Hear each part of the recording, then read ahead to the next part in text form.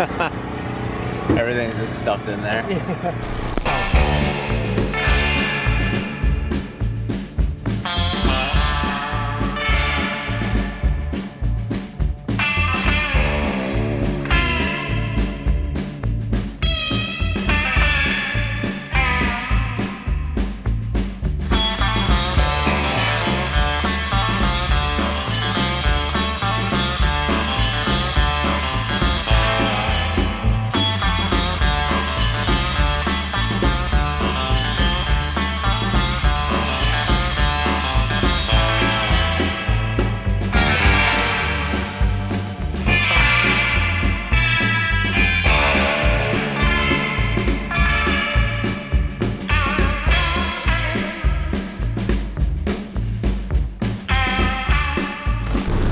What's up guys, Larry Chen here. Welcome to another episode of Hoonigan Autofocus. I am here at Adam's Drift Track or car track. We got all of these awesome drift cars here. That's Adam LZ's car. They're a part of a thing called Drift Week.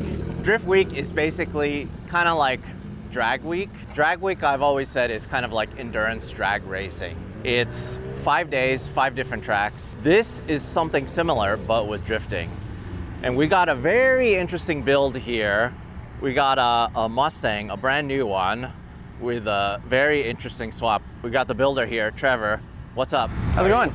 Oh man, so this is day 8 and track 5 of Drift Week, which is crazy. So we started in Texas, went to New Mexico, 2 tracks in Arizona, and then today is California finally, and then we have, I think, 2 more days after this. It's not really a week, it's like week plus. Yeah, no, I think the total thing is like 10 or 12 days long. So it's just crazy traveling across the country. Everybody's towing trailers and, you know, driving their drift cars. If you see like Adam's car, like literally just stuffed to the brim, like with stuff in the back seat. So tell me about that. Okay, so where are you actually from? So I'm from Colorado. Okay, and then you met up, you started in Austin. Yep. So Right. we drove 13 hours to Austin, which was like 800 miles, just to even start the trip.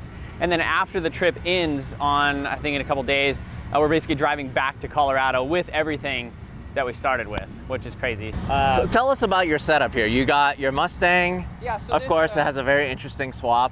So I bought this car about 2.5 years ago from the auction. Basically, it was an EcoBoost automatic, and it was gonna be my next drift car. So it was wrecked in the front. Basically, this whole side was just pushed in, had to replace the strut tower, frame rail, whole radiator support, all that stuff. Headlights, those things are really expensive. But yeah, basically just kind of fixed the car and then just never kind of had the motivation to actually do it. Aaron came to me with this Drift Week idea about 2 months ago, and it was just like, all right, well, we're doing it. We're finally gonna do the 2J swap in it. 1 month before Drift Week started, I think it was December 18th or 20th, we started on it, and Drift Week started on the 21st in Austin. We had to be there the 21st, or that was the first day. Check this out. Oh, this is so crazy. So this is the first one in the world. As far as I know, like other people have said that they're doing it, but I mean, this is the one that's running and driving across the country actually working. You built this in Colorado at your house? Shop. Okay. Yeah. See, I have a shop, and basically it's kind of like a little YouTube factory. Like it's just me working on my own stuff and making videos and doing all that. So I basically vlogged the whole process, did that. Basically start to finish like 30, I think it's pretty much 30 days. So I had a S14 drift car. This engine and tranny has been in there for the past 4 years.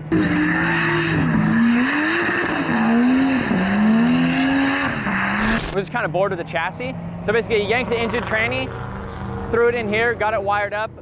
We ended up turning it up. We changed the turbo, put some bigger injectors in it, ECU Master ECU.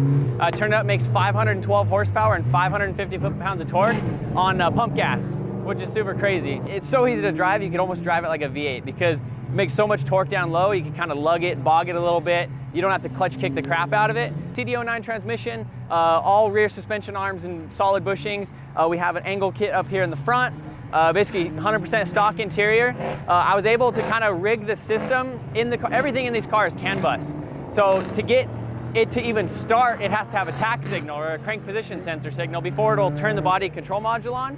So basically I made a really quick way of doing it. I welded the trigger wheel off of the EcoBoost onto the crank pulley of the 2J and made a bracket to put the crank angle sensor from the EcoBoost onto this engine, and I still have the stock EcoBoost ECU in the car.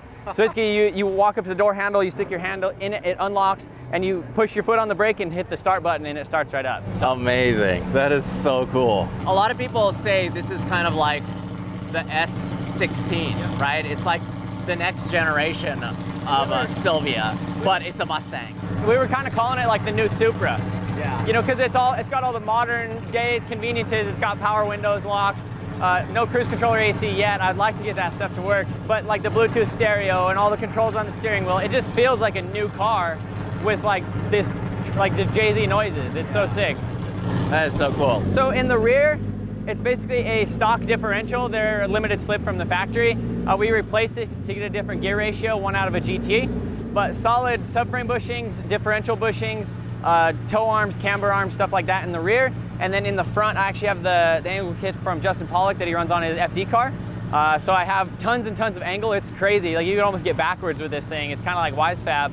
But other than that, stock interior, seats, all that stuff. Basically, I just like scoot the seat back, like pull it, and then use the power seat button to like lock myself in place so I don't go going crazy. And then I have the stock e-brake, all that stuff. I love this trailer setups. No. Yeah. Hold on. We're kind of in the line of fire right now. You had to tow all of your stuff, all your spares, all of your tires. So Drift Week, we have the rig right here. This is the support vehicle. It has the tire machine, everybody's tires, all that stuff in it. But I was like, how am I gonna get my stuff from Colorado to Texas and then back from California to Colorado? So I bought this trailer literally like 3 days before we left. Just mounted everything to it. I put the truck toolbox on the front where we could lock it. So you had to install a tow hitch? Yeah, so we installed the trailer hitch, basically ordered that, like overnighted it to get it in time, and slapped that thing together, hooked up the trailer, and headed to Texas. How many miles have you driven in this thing so far? So the odometer doesn't work because there's no speed sensor in the transmission, but total it's been 50 hours of run time total. But I think to here we're about 2,000 miles. And that's towing the trailer and everything, so. Wow, this thing is pretty cool. Yeah, it's really comfy. Like that was the other thing, is we had to kind of make sure that it was okay to drive across the country, you know? So the TAC works? Yeah.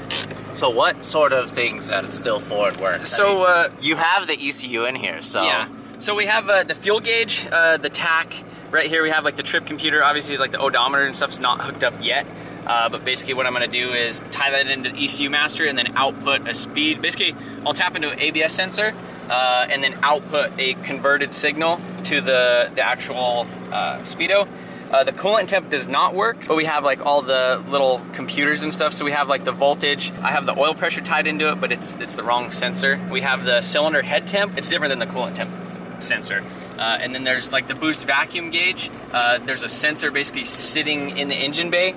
So it's just kind of hanging out, showing random numbers. And then the air fuel ratio, it has like a factory wideband in it.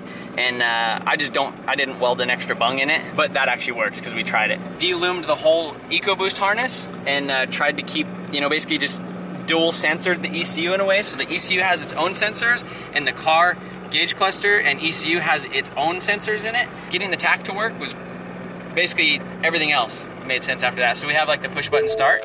Wow. So basically you just push the brake in. Oh, that's so weird. And then to turn it off. Oh, that is so cool. All the Ford noises and everything. Yep. Amazing. Oh yeah, that like sound is just like burned into my brain like after the end of this trip. But so we got like the Bluetooth stereo, all the controls and everything on here. It has like still has the steering comfort modes and stuff, so you could change like how firm, because it's electric power steering, which is kind of nice on a JZ. So you basically you throw it in comfort when it's drifting because it has the most assist. But yeah, I mean, other than that, it's kind of like a stock Mustang. And so overall goals is to get everything to work.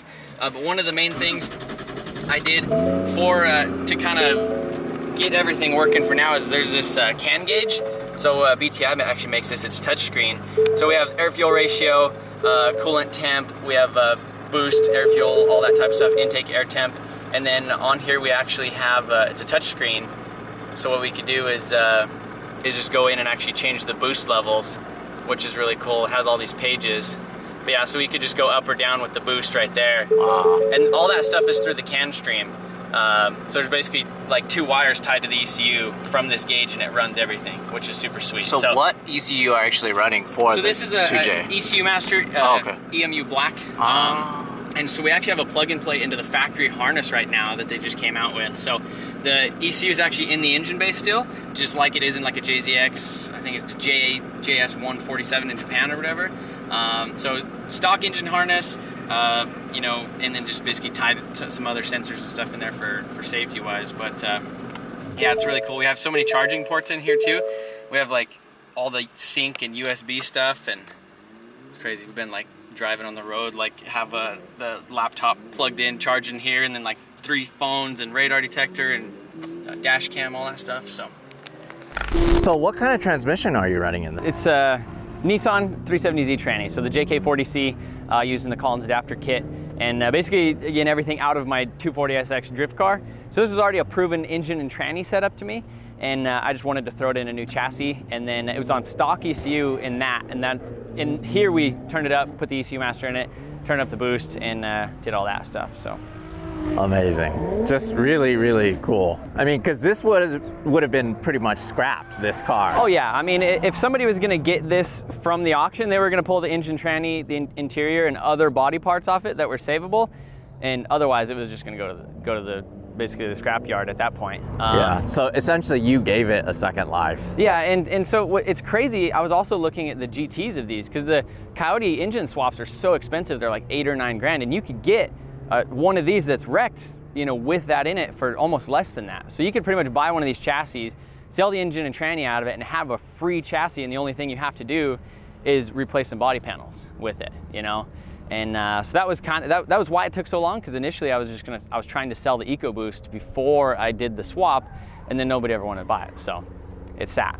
So you put about 2,000 miles on just this trip.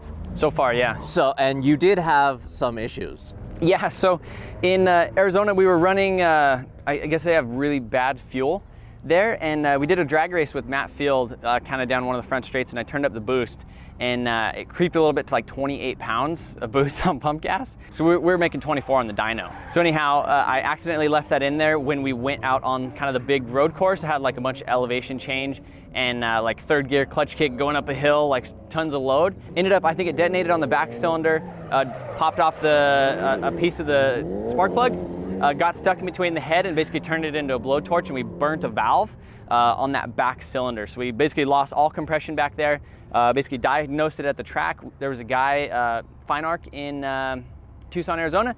We brought it to his shop.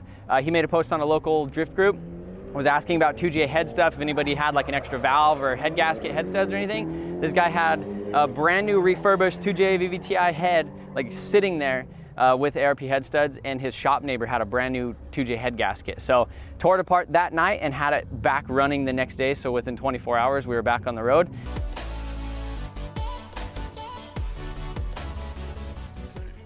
Went yesterday and drifted at Honda Muscle Mound Circuit in Arizona, and then drove 7 hours through the night last night to get here. Woke up this morning and now we're here at Adams. So that's kind of the cool thing about Drift Week is these stories, and this totally reminds me of Drag Week. And I've followed Drag Week for many years with Hot Rod Magazine, and we would always see people broken down on the side of the road with 2,000, 3,000, 4,000 horsepower cars towing a trailer. The difference is all those guys had to, I guess that those guys pretty much had to bring their tires too, right? Yeah. So they had to bring their tires. The only thing they didn't need to bring is fuel. Same for you guys. Yeah. You guys have to bring your tires. Only thing you can't bring is fuel, because I guess this runs on pump gas. Yeah, it runs on pump gas. And we have 5 gallons on the trailer, because this is so crazy. I mean, like, what kind of gas mileage were you getting in this thing, towing a trailer? 12 to 15. So, and we were like leaning it out too. Like we were sitting there like cruising. It was about like 13.8 at first, like air fuel. So we were like kind of backing it down, like adding a little bit of timing, like in like the little square, like just trying to get the best mileage. So it started out about 12. Right now we're about 15 miles a gallon. But yeah, I think towing the trailer kind of hurts it too.